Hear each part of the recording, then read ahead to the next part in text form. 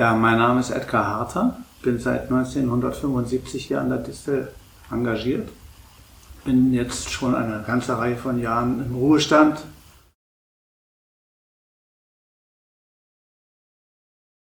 Naja, von heute aus gesehen wirken die Witze, die ich so auf Lager habe, ein bisschen altbacken. Aber ich versuche es trotzdem. Also wir reden jetzt über die Zeit, wo noch Honecker und Kohl im Amte waren, aber kurz vor Schluss der DDR. Und da trifft der Kohl auf den Honecker und fragt den Honecker: Sag mal Erich, was ist denn eigentlich aus eurer Parole geworden, den Kapitalismus überholen, ohne einzuholen?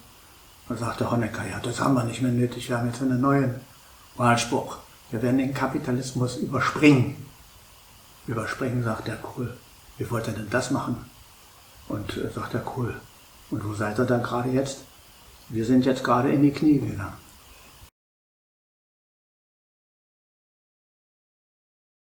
Naja, wir waren zu DDR-Zeiten, als dieses Sprachrohr, sage ich jetzt mal, überaus beliebt und ständig ausverkauft, muss man wirklich sagen. Also jede Vorstellung war zu 100% ausverkauft und zwar weit voraus. Also das ließ dann natürlich nach. Aber wir hatten das große Glück in dieser großen Stadt Berlin im Zuge der Wende, dass ein Zuschauerklientel wegblieb, nämlich die DDR-Bürger. Die hatten genug zu tun, ihren Alltag zu organisieren. Aber es kamen die Westberliner dazu, die interessiert daran waren, was wir so für relevant und witzig hielten. Insofern hatten wir wenig Probleme, Zuschauer zu haben.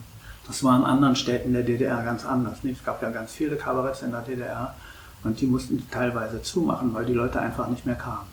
In der Situation waren wir hier in dieser großen Stadt nicht und man darf nicht vergessen, Berlin ist sozusagen die einzige Stadt in Deutschland gewesen, wo die Vereinigung wirklich gelebt wurde.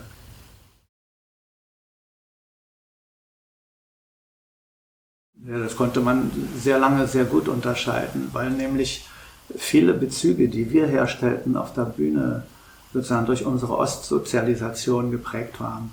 Also die Erfahrungen, FDJ, Pioniere, das Liedgut und die Persönlichkeiten, die in der Politik der DDR eine Rolle spielten, Künstler, die eine Rolle spielten, das war alles, also da wir ja so sozialisiert waren im Osten, war unser Bezugspunkt auch immer der Osten und man konnte dann daran sehr genau sehen, an den Reaktionen, wer wann lachte,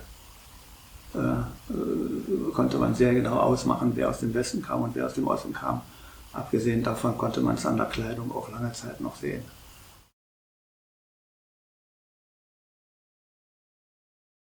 Sie müssen wissen, dass wir zu DDR-Zeiten ein kleines städtisch subventioniertes Theaterchen waren, mit 1 Million Zuschuss DDR-Mark im Jahr.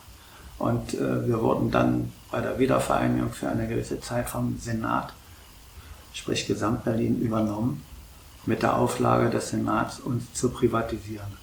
Und so ist es dann auch gekommen. Wir sind also zu einer GmbH geworden. Das hieß, der Mitarbeiterstamm, um überhaupt weiter existieren zu können, musste verkleinert werden. Und das hatte zur Folge, dass ein Großteil der darstellenden Kollegen und auch im Musikerbereich das Theater verlassen mussten.